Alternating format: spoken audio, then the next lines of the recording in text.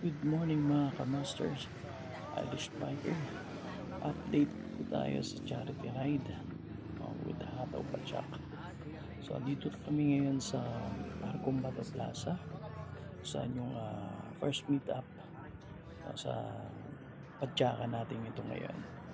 So andito kami kasama ang mga kagrupo natin. Ang ganyan po karami yung naki-join sa isang layunin ng Hataw Pachak. Ngayon ang gamit natin yung mga master sa aerobic. So upgraded na yan. So halos 2 years hindi tayo nakapadyak. So first ride natin to with Hataw Pachak ngayon. This May 3, 2026.